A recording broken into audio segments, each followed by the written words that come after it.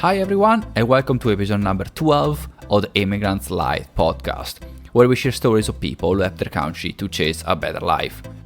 I'm Daniel DeBiasi, and in this episode I have the pleasure to chat with Darya, who moved to New York to chase the American dream, and so far she's been doing great. Darya is a fitness and nutrition expert. She made a name for herself in Ukraine to the point where she even went on TV. When she moved to the US with no English and no qualification, she had to rebuild her career from the ground up. She has now multiple degrees in her field, but she's still pushing the boundaries of what she can achieve. She is a real hustler. So, without further ado, please enjoy my conversation with Darya. Hi Darya, welcome to the show. Hi Danielle, thank you for having me. I'm so excited. Sweet, it was a pleasure to having you. Thanks for accepting my invitation. Oh, it's my pleasure. Awesome. So, where are you from? I was born in Russia, and I moved to Ukraine when I was 8 years old. So I grew up in Ukraine. Okay. So I consider myself, like, people now ask me, like, you're from Russia or Ukraine, and who you can, like, associate yourself with. And because, there's a tension between Russia and Ukraine right now, but I think I'm both because I have relatives from Russia and Ukraine. So both countries are really close to me, and I think they're really similar. There are differences, obviously, but yeah. Okay, I'm a little bit ignorant. Do you speak the same language, or is it slightly different? Oh, it's different language. So, like in Russia, we speak Russian, and Ukrainian. But because Ukraine was part of Soviet Union, all people know Russian, and it's also weird thing that one part of Ukraine speaks Ukrainian mostly, and another speaks mostly Russian. However, the national language is Ukrainian language. But Russian people do not understand everything in Ukrainian. It's pretty similar, but it's not the same. There are still some different words. You have to get used to it. So when I moved to Ukraine when I was 8 years old, I had a difficult time at first when I went to school because I couldn't understand and read and all of this. So it was pretty interesting. I had to go to my neighbors. They were like all grandmas because we moved to a rural area. And we had to go to them and ask them to help to translate my homework. I didn't know like what I was supposed to be doing, so they were helping like 5 grandmas. They also probably didn't get an education because like really rural areas I mentioned, and they were translating this to from Ukrainian to Russian. Then I did my homework. I've been doing I was doing in Russian, and then we're translating back to Ukrainian. So it was crazy. Sounds a lot of work. Yeah, but then as a child you learn fast, so it wasn't a problem in probably 6 months. Oh, okay. But at least the character of the alphabet is the same, isn't it? Right? Yeah. It's easier. Definitely, it makes it easier. Okay, good. And where do you live now? Now I live in New York, United States. Moved here 6 years ago. Okay, so 6 years ago from Ukraine straight to the US.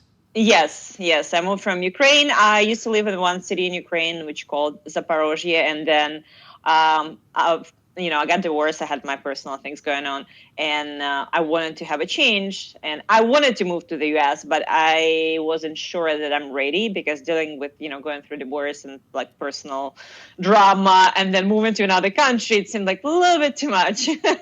So I decided first to move to the capital of Ukraine, Kyiv.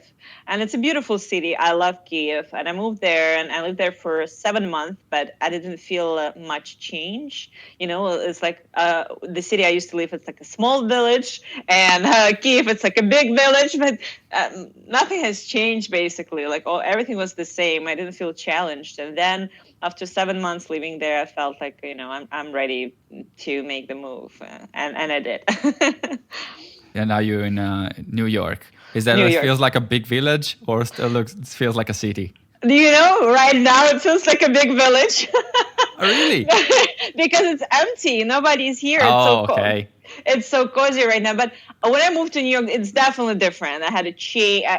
I experienced a huge, major change in my life, and New York is amazing and beautiful in so many different ways, and it's definitely different. It's not a village, but if you live on the island of Manhattan, as I do, and you go to the same places and meet people, you keep seeing like the same faces, and you're getting to know people better, and you keep seeing them all the time. And the weirdest thing ever, when COVID happened and there are no tourists in New York right now, I keep meeting people I know all the time, like in the different random places.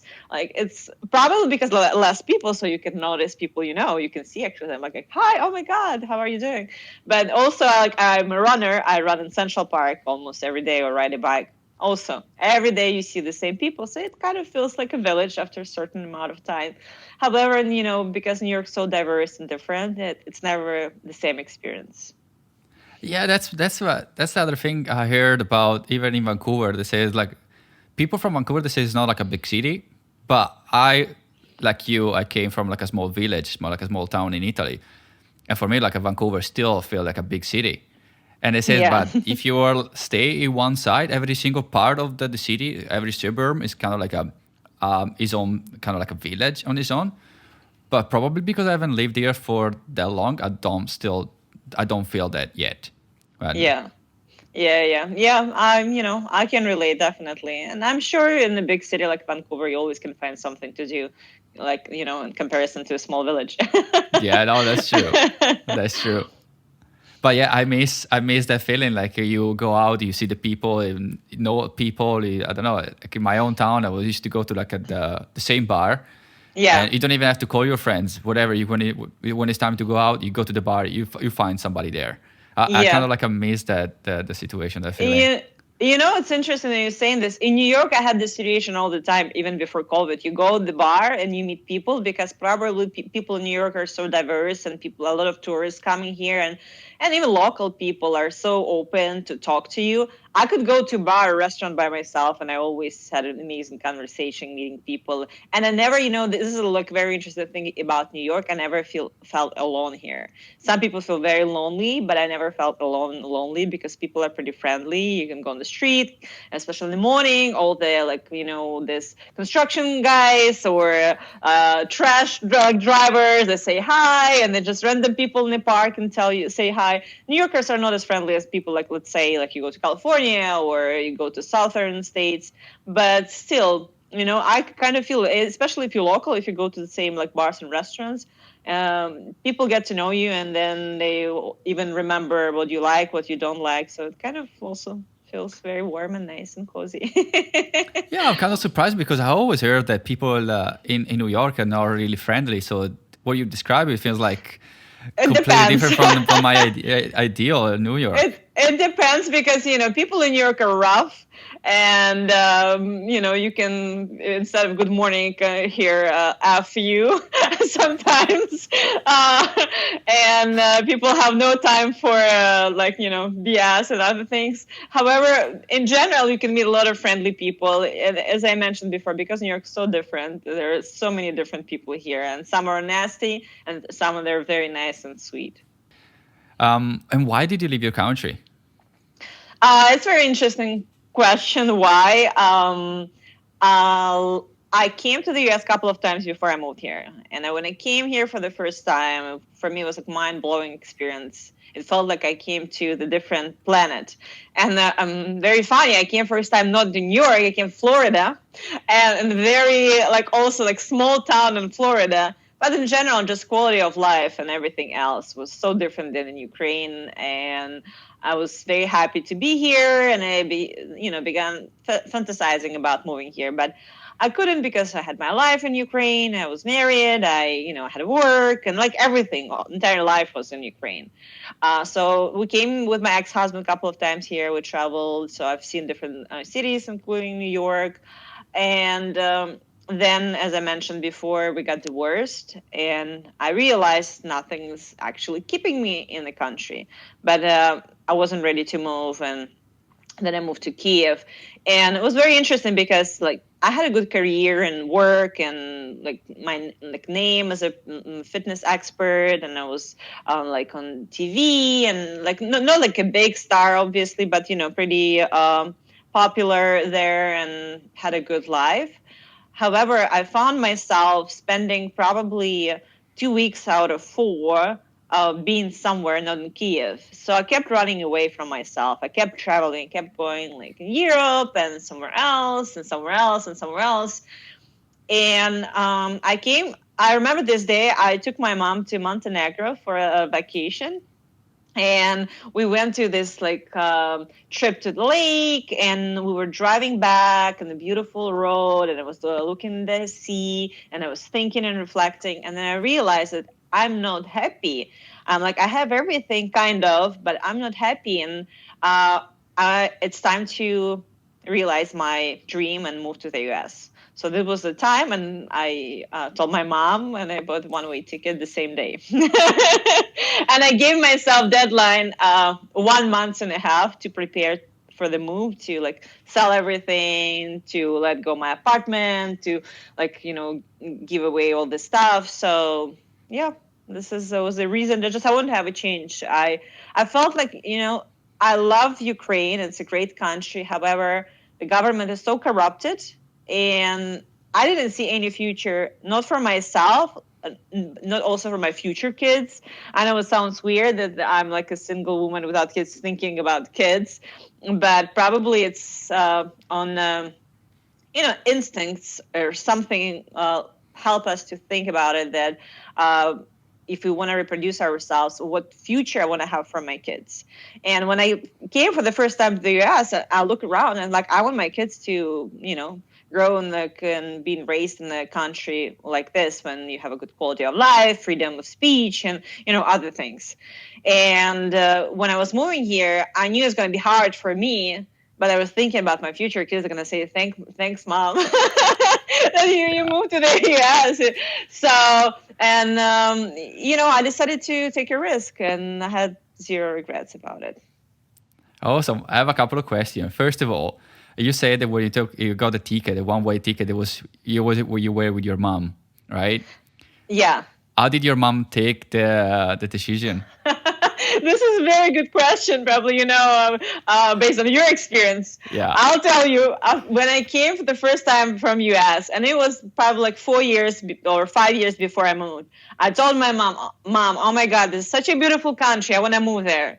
He was hysterical. He was crying. She was crying. She was like, seriously, she didn't take it well. She's like, what I'm going to do?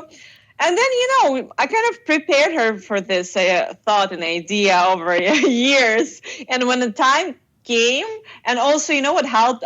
She started to travel a little bit with me, and I showed her a different world, and she realized that some things are much better than just, taking care of your household and saving money to buy a new dishwashing thing, a machine or something else. She realized that it's going to be better for me, and hopefully one day when we have a better political situation and everything else, I'll be able to bring my mom here. This is my obviously, of course, goal eventually when I can.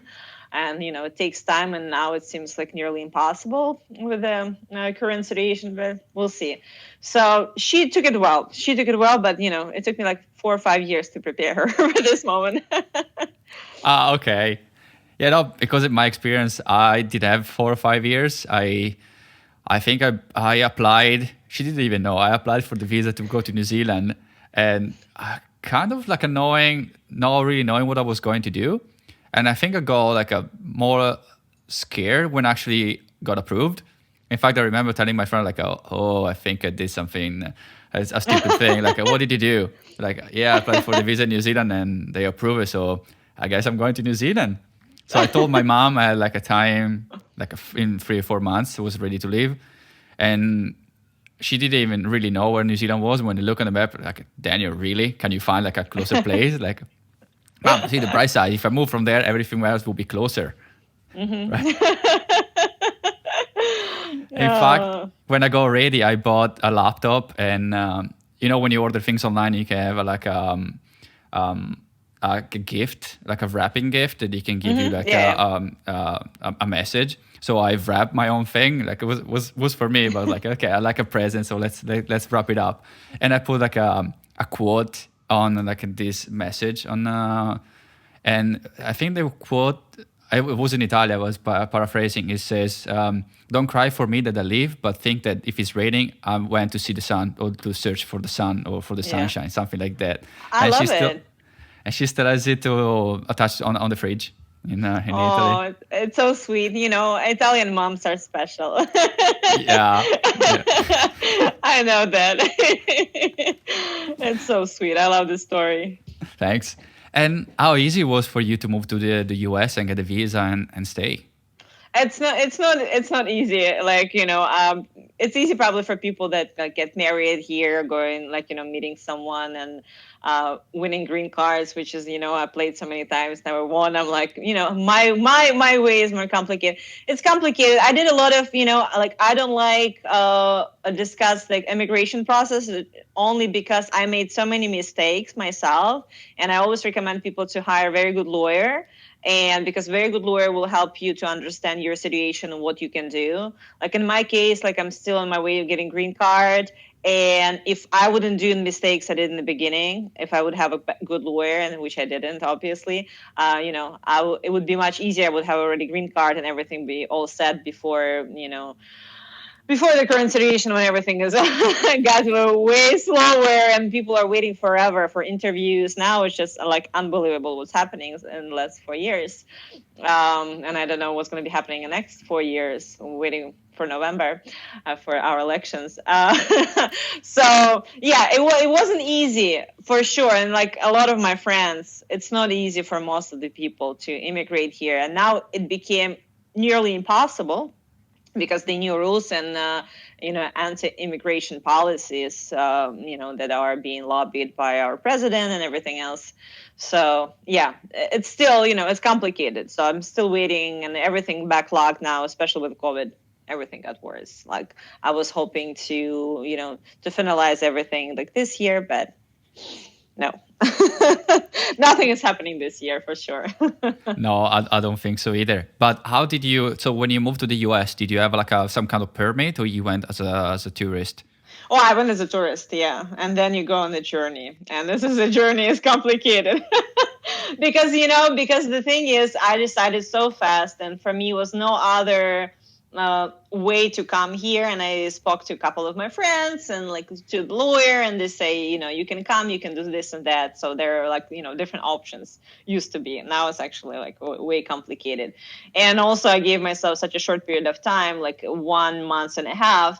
And I had to even change the tickets because before, when I was there getting ready to depart to the U.S., the Russians, remember, shut down this airplane. They were flying to Europe with like civilians. Mm-hmm. I don't know if you know this or not, but it was like really horrible event.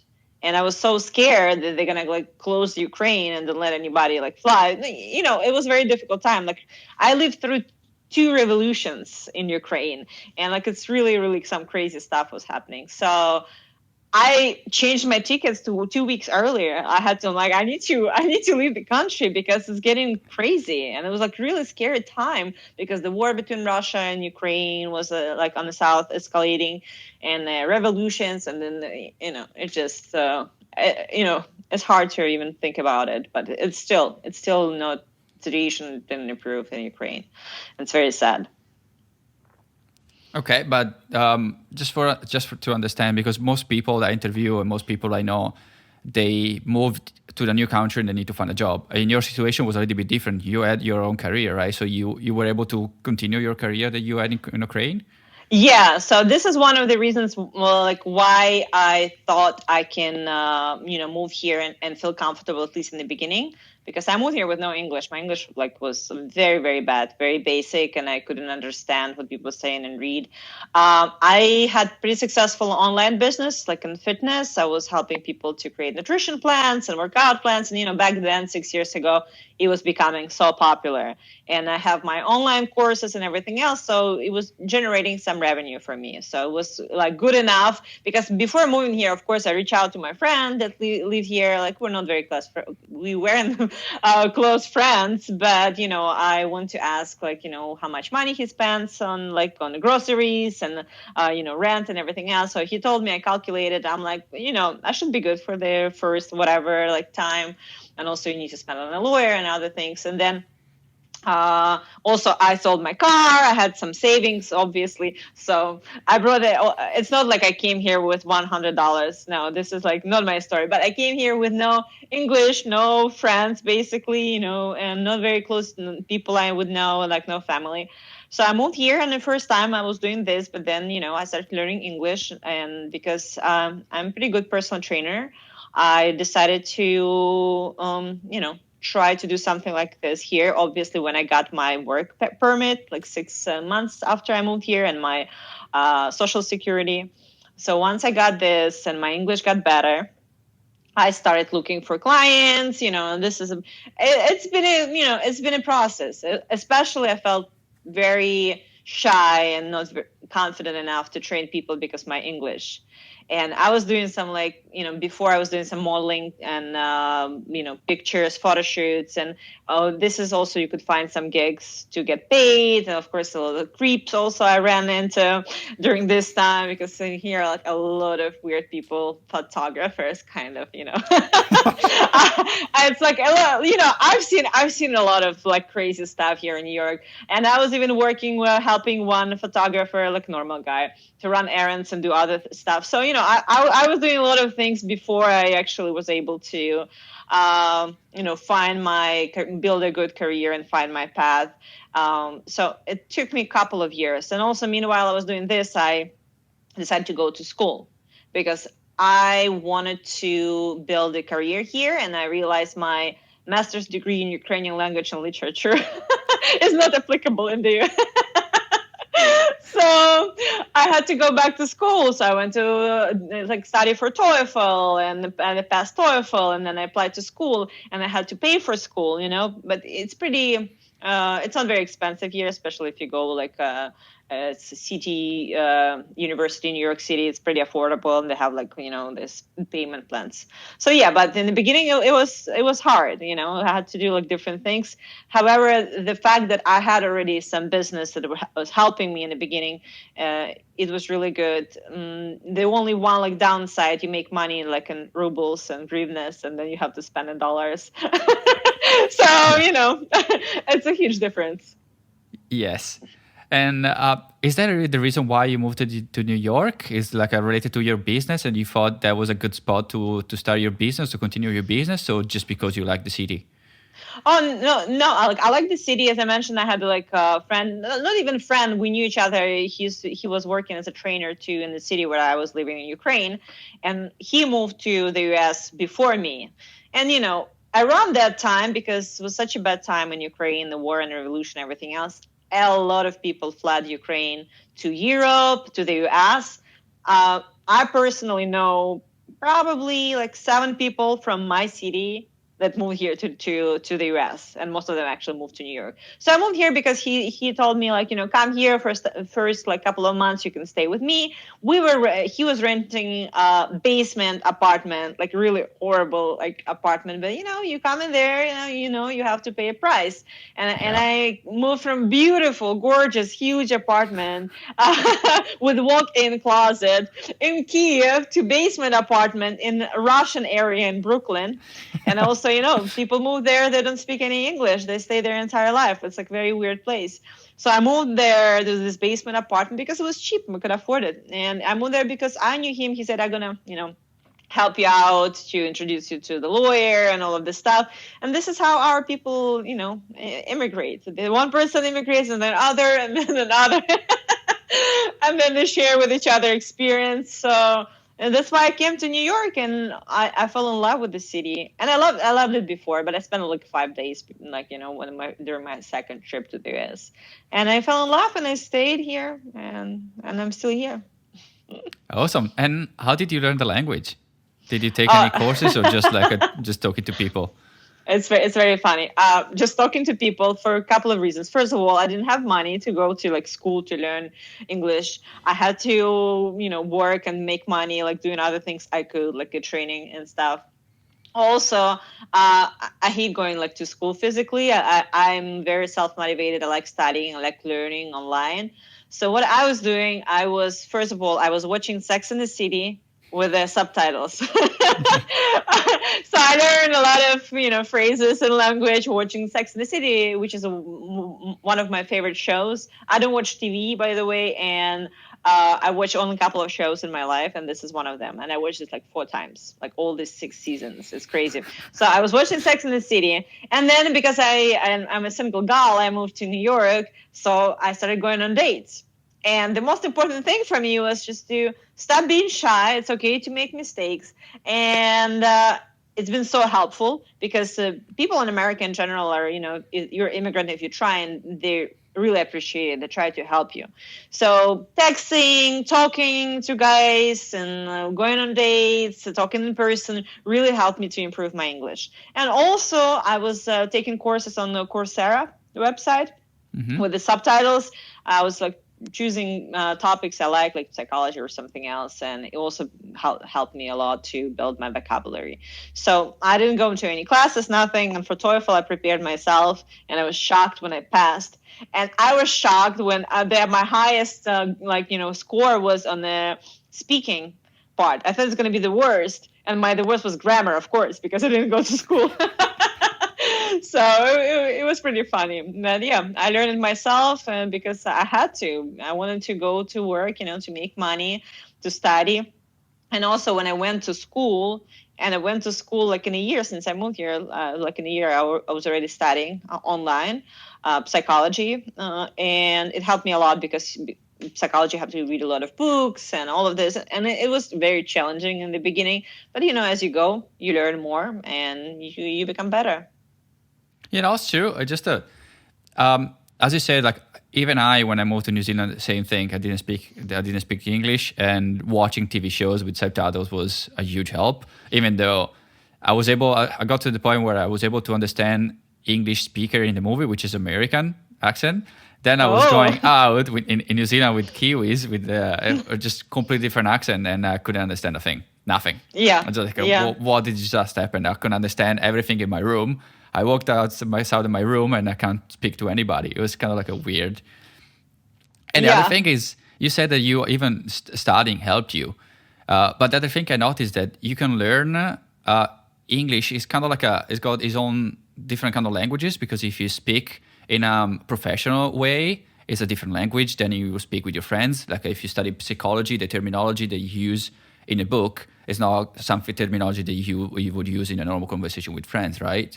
Yeah, definitely. But also, because I had and I still have some career aspirations, it's important for me to learn professional English. And now I changed my career. I'm working in a hospital. So totally different area. So I'm still training people on the side because, in New York, you have like 2-3 jobs, hustle and bustle.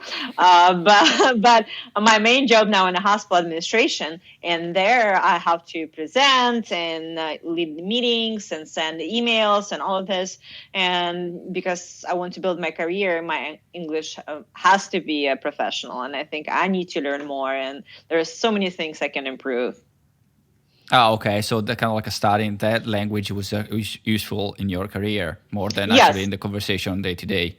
Definitely. But also, in New York City, you meet so many interesting people, and some of them very educated, and some of them extraordinary with amazing stories. So if you want to hold the conversation with them and look smart and impress them, so you have to use particular language. Yeah, fair enough.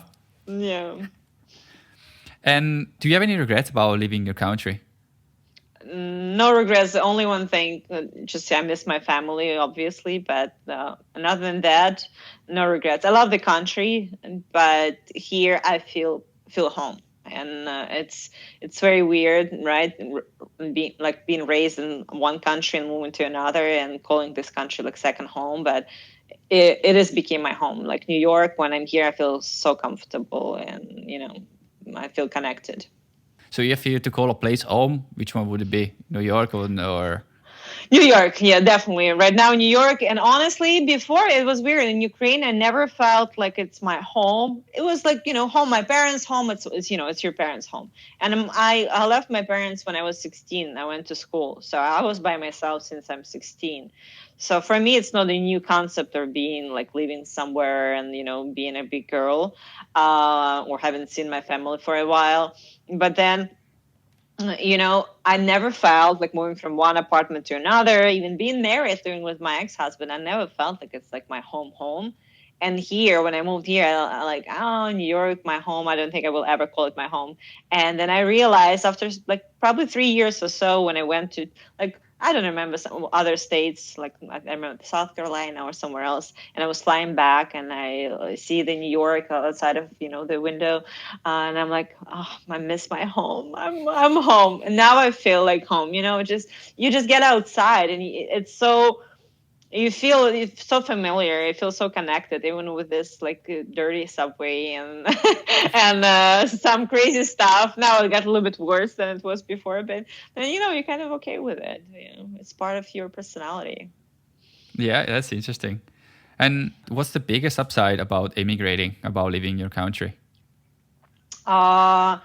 It's, I think, the opportunities, because moving here, they say New York is a land of, like, America is a land of opportunities, right? And New York is also the city where, all your dreams come true. But the thing is, only few people really make it here. When I came here, I was like walking around like, oh my God, you can smell the opportunities in the air. And it's true, but you have to work your butt off so hard here. New York is unforgiving and New York is rough. You have to sacrifice a lot of things, and not everybody is willing. And I wouldn't say it's for everybody, and I wouldn't say when it's like healthy in general. It's very difficult to maintain a balance and stay a normal person, and not to like working like crazy like 24 hours and running this rat race. You have to find your balance, and it's always a challenge. However, there are opportunities. There are, as I mentioned before, amazing people you meet.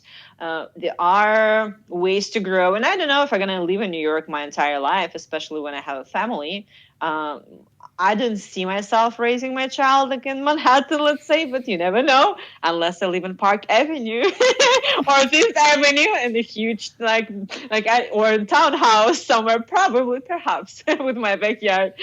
Otherwise, I don't know, probably to move to suburbs, but close to the city.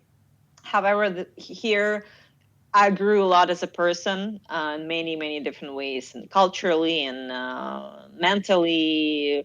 It really shaped me. And I came here as naive girl, and I became a strong, independent woman that knows what she wants. And it's been amazing transformation. I think the city itself contributed a lot to this.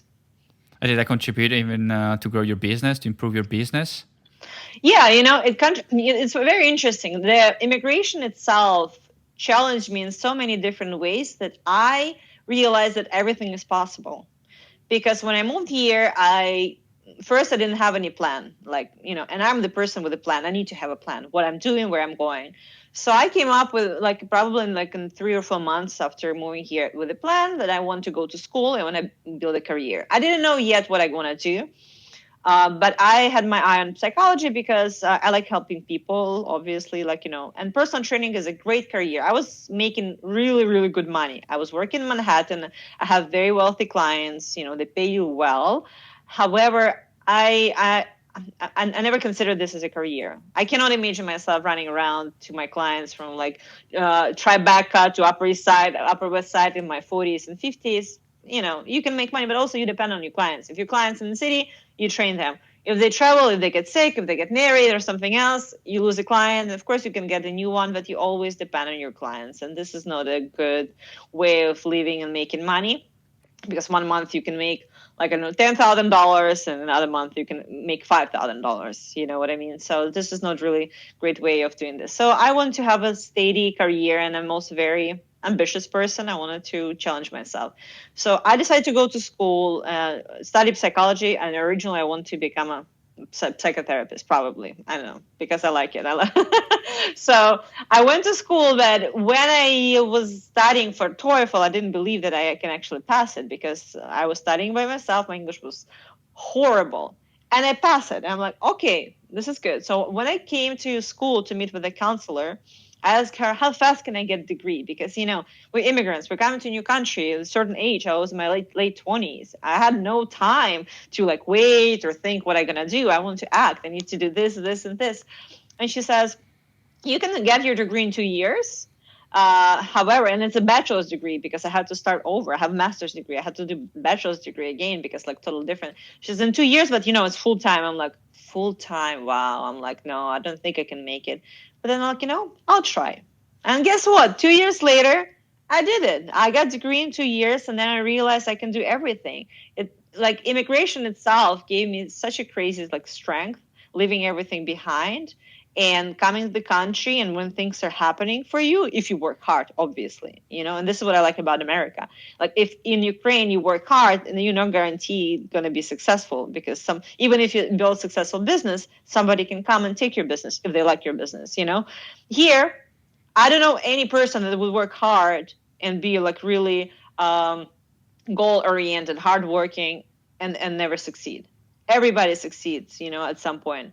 So this happened to me. I got a degree in 2 years. It was hard, but I was also, because I was working full time. I became a very good, trainer, and I had a lot of clients. I used to have 8 clients a day. It was insane, and also commute. It's not only 8 clients. You have to go from one client to another, because I had my clients. So then it inspired me to run a marathon, and I ran a marathon here. And then I realized you can do different things. So I think the immigration itself started this process when I started believing in myself more and doing challenging myself. And at the same time, what helped me a lot? I'm not setting any expectations. I want to get my degree in 2 years. If I don't get it, it's fine, but I'll try.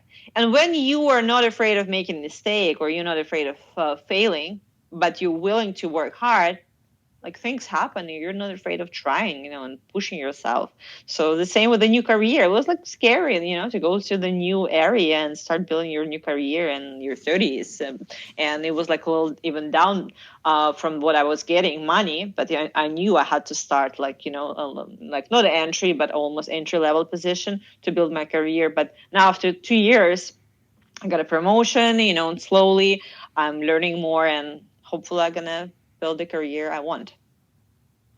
That's a great story. I asked you before, a couple of days ago over the message, but I'll ask you again about your certificates or your degrees, because what happened to me that when I start studying and get the certificates when I actually emigrated, just to show that if despite I didn't speak the language, I wasn't able to communicate properly, I had a piece of paper that showed that I knew what I was talking about. I knew the job. Was that something that pushed you to get more degrees, or was yeah, it's a good question. I think the certificates and education is important here in the US, especially if you're coming from another country. You're nobody, basically. Nobody needs you. There are a lot of other people. They want a job. They were born here, raised here. They got an education here, right? And you're coming here oh, give me a job. Yeah. So, of course, you need to prove. When I came here, actually, I had as a trainer, I had already 2 certificates, American. I did it online while being in Ukraine. With no English, I had to hire a person who helped me to translate, similar story with Ukrainian, ridiculous. But I did it, I had already certifications. I could train people once. But I like studying, I like learning new things. So I kept getting different certifications. But also, it did add it to my portfolio, to my profile, my CV, more, the reputation that people are looking, oh, she got this and this and that, she knows this and that and that. So of course it has more weight to it, and the people really look at you. And I've seen a lot of people saying that, that they considered my me as a personal trainer because I have all these certifications. The same with degree. I would never be able to go to work at the hospital without an American degree. With my master's degree in Ukrainian language and literature, no way. I would never get into this field. And, it's very respectable. It's really great area to work.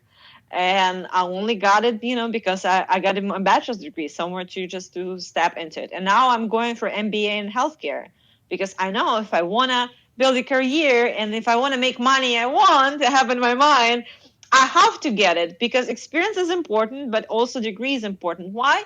Because I do know people that moved here, like say 20 years ago. They have a bachelor's degree. They don't have anything else. They got it here, but they're like super successful. However, 20 years ago, it was possible. When you come here 20 years ago, get a degree and everything else, you build a career. Now, the competition is so crazy. So you have to, especially you're an immigrant, so you have to have not only experience, but you have to degree and other things. So definitely, it makes me a stronger candidate comparing to other people, let's say. And, there are a lot of people to compete with. Yeah. Do you think because every country is different, but do you think like in the US, because you are an immigrant, it's harder? You start from behind other people, so you have to prove that you know things. You have to need to have more qualification, more experience than to be in competition with people from the US that are born there. Certainly, I never felt much. I had different experience. Of course, there were some discrimination at some level, but in generally, I wouldn't say this. However, if you're coming to you wanna be hired, and there is a person that got a degree from American school, and you're coming as an immigrant, and your English is not great, and other things, so most likely you won't be chosen. This is other things. So you have to be really outstanding. That's why the really good people doing the really great in America, the very high skilled professionals like doctors and or programmers, right? Like IT guys and all of this. But if you're coming just with a regular degree, and people whatever, it's harder. You have to be really high skilled, and you have to have all this or skills or education or better both. Then you can be considered as a good candidate. For sure, there is it's harder. Yeah, I agree 100%. And what was the biggest challenge that you had to face? Biggest challenge. Oh my God. So many challenges I had. Honestly, it sounds funny. My biggest challenge was to sign a lease for an apartment in New York City. Because when I came here, first I came and I was renting this apartment with my friend for three a month in a Russian area. And this is what he rented through someone, so you didn't have to have the papers. And then after 3 months, I decided, I want to move to Manhattan. If I want to make it, I need to move to Manhattan. I always can come back to Russian area, but if I want to learn a language, if I want to find the clients, if I want to meet really, amazing people, I need to move to Manhattan. And to find an apartment in Manhattan, I didn't know that because I moved in my country. You just say, I want this apartment. You move, you give money, and this is it. There is no lease, nothing. And here, I didn't know this. I realized you need to sign a lease. I have no credit history yet. You need to have a credit history. You need to have this and that, and I didn't have anything. So, but I wanted to live in Manhattan. So I went through really crazy stuff. And then finally I found one room with a roommate through Airbnb. So the girl, she was doing kind of long-term rentals. And then I went to see apartment. It was a really tiny East Village, very noisy, but I'm taking it because I couldn't find anything. It was impossible for me. People say, can you sign a lease with me? I'm like, what is lease? So I lived with her for a year in this East Village apartment, and I was dreaming about my apartment. And by that time, I was already had a good credit history. I started building it earlier.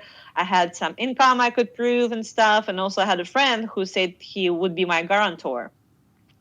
And after seeing 50 apartments and trying to apply to 3 or 4 apartments, I finally got a lease. But it was so challenging. It was so hard, even cannot imagine.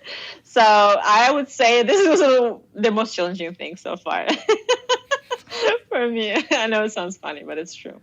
No. I get it. There's these little things, especially if you find a place. First of all, probably it's really expensive to find a place in New York, right? Mm-hmm. And if it's so expensive, that means there's a lot of demand. So there's more demand and more candidates. I never been to the US, but I heard that you need like a credit history is a really important thing you need to build like as soon as possible, like early on. Yep, that's true. And there's a trick how you can build it before even you have Social Security. So you can open in Bank of America. Probably someone can find this helpful information. Somebody recommended this to me. It worked. So in Bank of America, you can open a credit line, but when you put your money towards credit, it's like I don't remember the name of this program, but people can easily find out. So let's say I put there like $2,000. And I use it my dollars, but I use it as a credit card. So even before you have Social Security, you can do this. And once you get a Social Security, you already have a credit. If you've been doing this, you've been using, because what's important to show that you can take a credit but pay it back. So I was like buying groceries and coffee and other things. Like I bought and put money back. I bought and put money back. It's like, but then by the time when I get my Social Security, I already had a credit. So you're not starting from like zero. So it was a really good advice. How long does it take to get what you call like a Social Security number? So, yeah, it was like in 6 months, when I got my work authorization. But, it depends, like, what process person is going, if it's marriage or something else. So everybody is different. But you usually get it when you're like status approved or you're getting into like some kind of process. So you're getting Social Security and work authorization. And, the craziest thing for me about the immigration in the U.S., like, right, I'm still in the process and it's like very complicated and I have like almost zero rights before I get my green card. Like I'm nobody here, but I'm paying taxes. I'm paying taxes like everybody else. And taxes in New York are crazy. I'm paying a lot of money to government and everything else. And it's a paradox. And you're nobody. Like, you consider us nobody. You cannot do this and that. And so for me, this is like one of the craziest thing about immigration here. Yep. Yeah. So going back to the Social Security. So it was like 6 months because you can get a Social Security number only when you get a permit to work, right? Yeah, I think so. Like, I'm not an expert on like an immigration process, but I think you get it both together, because once you get a work permit, then you can go work and you need to report your taxes and everything else is, and then you can open credit card, like a real credit card when you have Social Security. Okay. Before you can open credit card, but you can open this one. I forgot the name of it, but yeah. Okay. Yeah, I'll look into it and I will just put everything in the show notes. If you could go back in time, if you have like some kind of like a time machine, if you go back in time, is there anything that you would have done differently? Oh yeah, I would get a very good lawyer, immigration lawyer, and I would be already have a green card and going into like my citizenship. This is not only one thing I would change. I wouldn't date one person too. There was one psych I was dating. He was really bad for me, for my mental health, bad. Because I had like this bad relationship. Actually, I started running. So some good things came out of it. But definitely, I would move here. I would find a good lawyer. This is only one thing. But even though it's frustrating that things are going like very erratic, I think this is my way. I probably have to go through this journey and not just get everything like so easy and and move into my life. So probably it makes me stronger. Who knows? I'll find out. And like in a couple of years, probably we're gonna reflect back. Yeah, hopefully in a couple of years you'll have your green card and you'll be. Oh yeah, hopefully. Yeah. Thank you. Because that's a long process. Because then you get a green card, and before you become a citizen and have a passport, it's gonna be years and years and years. Yeah, it takes a lot of time, especially right now. Everything just slowed down. Everything is backlogged. Like it's unbelievable. Like even people that get approved green card, they cannot green cards now. People that about to become citizens, they cannot go to this this citizen whatever ceremony. But there's political reasons, so people cannot vote. So this is another thing. So yeah, it's all political. But we are suffering, of course, immigrants. Who else? Yeah, that's true. But that's why we're a little bit stronger than others. We are more resilient and we are willing to do more than people born in the country, because they take most things for granted, which I used to take the things for granted when I was in Italy, and now, because you live in a different country, that you have to work your butt off, as you said, to have the same kind of status and the same kind of lifestyle that people they are born here, right? Yeah, I agree with you 100%. And I met a couple of Americans. They were like really admitting this. They were saying, we have no clue what you're going through. And I know we're sure it's crazy. And when people tell me, oh, you learn English so fast, your English so good, you probably have a talent for languages. I'm like, no, it's not a talent. I came here, I'm hungry. I want to succeed. I'm like, I'm not gonna sit and wait like around, when it's gonna everything happen for me. I came here in my late 20s. I'm 35 almost years old. I need to act fast if I want to still enjoy my life. Talent, yeah, talent. It's hard work and greed. This is it. This is all the talent. So yeah, I agree with you. No, totally. Actually, I had a similar situation today. I went to the chiropractor and it was asking me what my plan for the week, and I have to work. And this guy told me, "Oh, you're like such a hard worker." Yeah, because I'm afraid I don't know for how long it's gonna take. I have my job because all the current situation. I don't know. I'm an AV technician, so AV is like audiovisual is like the last thing the company needs in an organization. If the company doesn't have the money, the first thing they cut off is the expensive TVs in the boardroom. It's so superficial. So I don't know for how long. So I need to save. I need to take care of myself. Because if I don't have a job, they kick me out of the country. I'm here in the country just because they need me for work. If I don't have a job, they kick me out. So I need to have a plan B. And that's kind of thing that fuels me, and I think that fuels other immigrants like us, that you don't have a safety net. If you find something goes wrong, you have to leave the country, right? Yeah. So you can't afford to, especially if you are leaving your country for a good reason and you don't want to go back, you need to have a plan B and you need to work your butt off just to stay in the country or to have a second chance to move to a new country. So there's so much that things don't take for granted. They take for granted that they don't see it. I agree. I mean, even like in the last few months, even the Black Lives Matters. I don't want to go into politics and go into it because I don't know much about it. But people like me, I never been to the US. For me, racism is something that I thought was something from the past, like people smoking on the airplane, something like that. Like I thought, like okay, something from the past.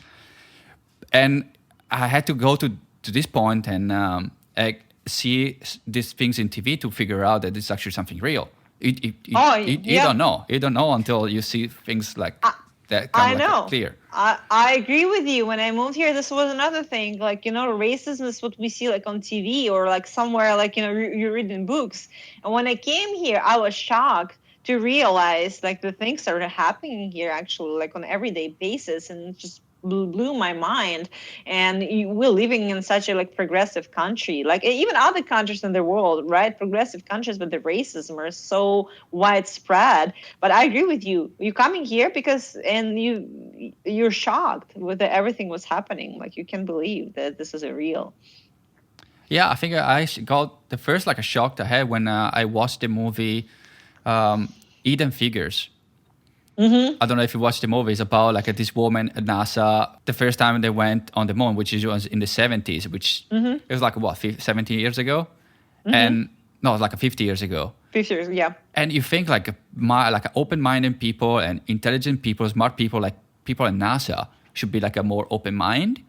But still, even back then, they had like a different bathroom for like black people and white people. That's crazy. And it was just like, even like a sitting on the bus. They were like, I have to sit on the back. Like, it's like crazy. I thought it was something for like I don't know, 100 years ago, 200 years ago, something like it just like honestly, it's just like crazy. I wasn't expected that. I didn't know that. There was things that are completely off my mind. I don't know. I can't really wrap my hand around it. Why people are racist against people with different color. Yes, I agree with you. For me, it's the same, and I'm glad actually like to be in New York and to be in America during these times, because I can experience this and I can support and I can like raise my voice and like be at least the part of the movement in some way. So obviously, of course, like, we're having this conversation. We will never understand what these people are going through, right? We can sympathize, but we will never understand. However, it's great to be on this side. And, for me, it's really heart-wrenching to see a lot of actually people from Eastern Europe are racist. And I'm not saying all of them, but I see a lot of racist comments on Instagram and my feed. it makes me very sad too. It adds up to like everything was happening here in America, like, and also in like an entire world, and seeing also people from my country or other countries like Eastern European, like being racist. This is even more painful for me. Yeah, no, you're right, because I think, at least from my experience in Europe, in Italy, I think we're going through a new wave of racism from people moving from other countries going to Italy or France or whatever to find a job, and there's like a new racism growing up, and I didn't remember like people being racist when I was a kid. I think people start getting more like a racist now. But I think that is just all politics. It's just like the government, they put people against each others and they create racism. That's the new racism.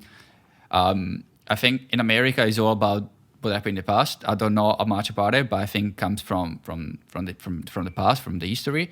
While in Europe it's a new thing. I think that's completely politics, managed by the government. Yeah, it's sad. Yeah, I agree. Anyway, it was a pleasure having you on the show. Thanks for being here. Thank you so much. It was really great talking to you. I also had a lot of fun and pleasure, and we'll stay in touch. Absolutely. And if people wants to reach out to you and want to see your work, how they can find you? What's the best way to find you? So the best way to find me now is on Instagram. It's Darya_Karolina.